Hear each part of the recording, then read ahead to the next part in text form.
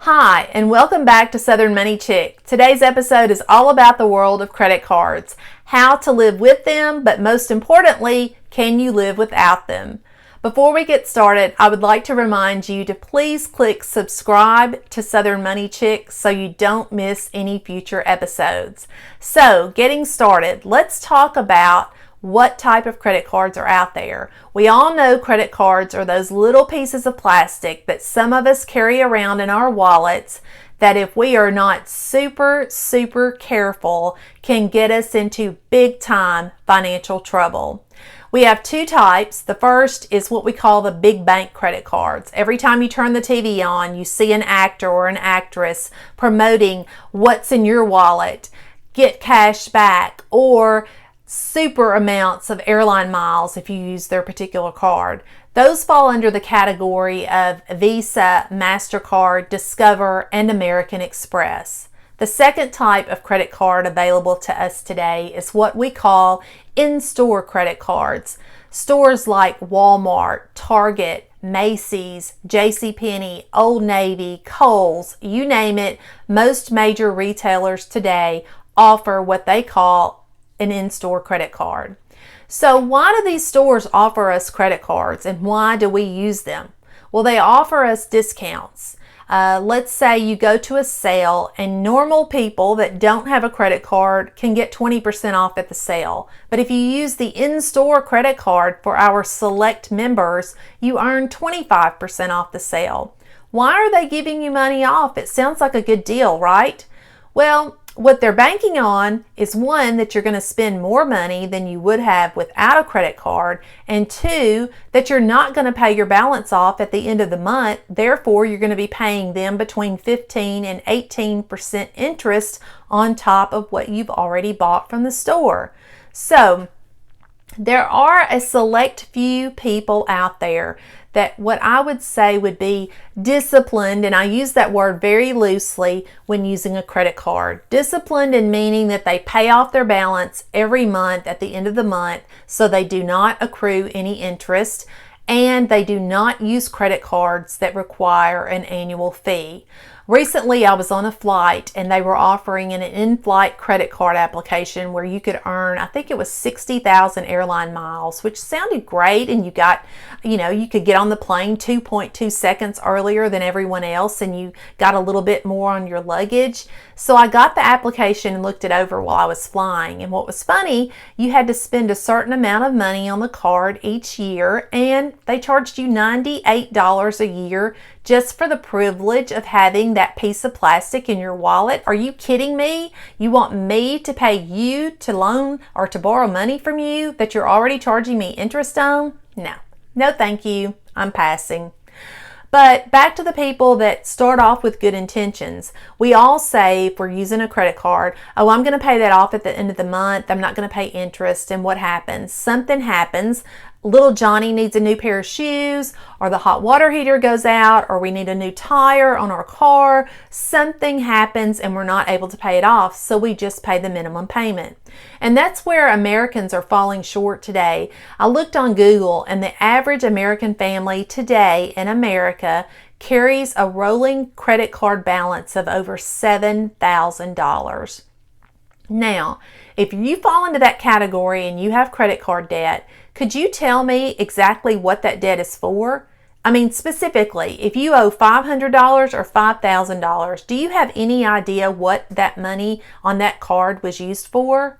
Was it for a shirt a year ago? Was it for an IT gadget that no longer works? Was it something that you can't fit into anymore?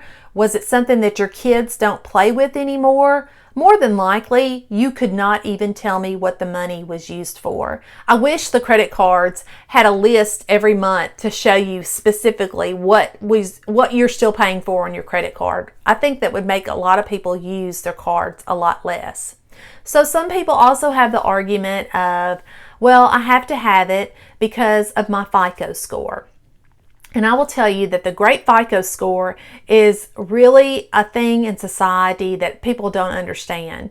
I will tell you that in order to have a high FICO score, you have to have debt and you have to pay it off, and you have to have debt and you have to pay it off, and you have to keep debt, and you have to keep paying it off, and you have to keep going. And it has to be like a hamster in a wheel, right? You have to keep going with it. So you have to have debt, pay, in order to get more debt, in order to pay, in order to get more debt. Because if you stop and you had a high FICO score and you all of a sudden stop with the debt, your FICO score is going to start going down, because FICO likes you to have debt and pay, debt and pay, debt and pay. So it's like the hamster in the wheel. What happens if you don't have a high FICO score?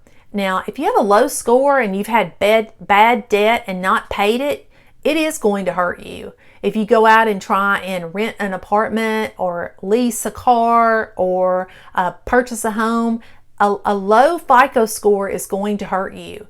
So what do? Well, I think you should probably not worry about a FICO score. You should try and stay out of debt. I have a 20-something-year-old in my family who lives in a very hot market in America, and he was able to lease a home, not just an apartment, but a home, a nice home, without having any credit card debt or debt at all. So it is possible to do it. Are you able to buy a car without a high FICO score? Absolutely, if you pay cash for it.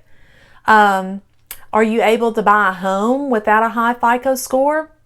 Well, you might have to find a bank that actually knows how to do manual underwriting, which is where they look at the whole picture and not just pull a credit report and say, oh, they have a good FICO score, or no, they have a bad FICO score, and go. That's what happened, if you remember, back in 2008. A lot of people were given big home loans based on a FICO score and nothing else. And what happened? Let's say in 2003, they bought a home in Las Vegas. That was one of the hardest hit markets in America. They might have bought a home and paid $300,000 for it. And in 2009, after they walked away from it, the bank sold it for like $75,000. I mean, you can look up on Google, look up old magazine articles, old newspaper reports. It's well known that the housing market was a bubble that was going to pop because people were getting loans that should have never been given home loans. Simple as that. There was an article in a magazine, excuse my glasses, but the old eyes aren't what they used to be. I won't tell you what the magazine is, but it's an article that I read, and it's basically giving smart advice for using credit cards in 2020. And people were able to submit questions, and a couple of the questions I wanted to share with you today because they're pretty funny. One of them was, the person said that their sibling had 12 credit cards and this person only had one, and they wanted to know if it was smart advice to go out and get 11 credit cards to match their sibling. No. The second one was something we talked about earlier. They were about to go out and apply for a new car loan, and their credit was okay, but they wanted to know if they should get a credit card and run up some debt on it in order to get their FICO score up. No. And the third part in the article talked about travel and how you had to have a credit card if you planned on traveling, that you couldn't just travel on a debit card or cash. Well, that is absolutely ridiculous. That is not true. I travel quite a bit with work and personally, and I have not owned a credit card in probably 20 years, and I've not had any issues. Now, I will tell you that you need to do some research wherever you're going and make sure that debit cards are accepted. I don't know of anyone that really won't accept cash, but it could happen. I will tell you that some car rental agencies do not accept debit cards, so you have to call and check before you go. And if you check with one and they don't, then just go down the list and check with the next one, because you will find someone that will. I will tell you, there's a guy in Middle Tennessee that has worked out a deal with Dollar Car Rental, and they now accept debit cards all over the country, and that guy's name is Dave Ramsey. And kudos to Dave for doing that, and kudos for Dollar Car Rental for recognizing that there are a lot of people out there that don't own credit cards that still like to rent cars. And I will tell you that if you're planning on traveling internationally, you really need to do your research on those areas as to what they will and won't accept. We recently went to Europe, and I discovered that a lot of places there won't take a debit card, but they also will not take credit cards. They want cash. So you need to know where you're traveling and what they will and won't accept. So why do we use credit cards? What's the purpose of it? If we're not doing it just for the rewards or the coupons, what's the other reason? Well, the other reason is either we don't want to spend the money at that moment or we don't have the money to spend on that item. We are in that supersized society in America where we tell ourselves we want it now, we deserve it, our neighbor has it, our coworker has it, our friend has it, our college roommate has it, whoever, and we deserve it as well. Have you ever told yourself recently, okay, I can't get this, let me wait 6 weeks or 6 months to save up the money for it? I mean, if we were to tell our kids that, their heads might explode. But it's okay to say no. It's okay to say no to yourself. It's okay to say no to your spouse. It's okay to say no to your kids. They're still going to love you. I can promise you there are people out there listening to this video today that are probably still paying for not 2019 Christmas. They're probably paying for 2018 Christmas on their credit card. They haven't even started to pay on 2019 yet. And do you know that we're about 8 months away from Christmas already? And you're going to be in the same hamster in the wheel cycle. Put it on the credit card, we'll pay it off. Put it on the credit card, we'll pay it off. And you just keep going and going. But if you decide to jump off that wheel at any time, you absolutely can. You can lay your credit cards down and not go back to them. As I told you, I haven't had a credit card in over 20 years, and I'm not bragging on myself. It was just one of those days that I said, I'm not doing that again. That does not make sense. If I cannot pay cash for it, I'm not going to get it. And there have been times that I have wanted things that I didn't have the money for, that, you know what?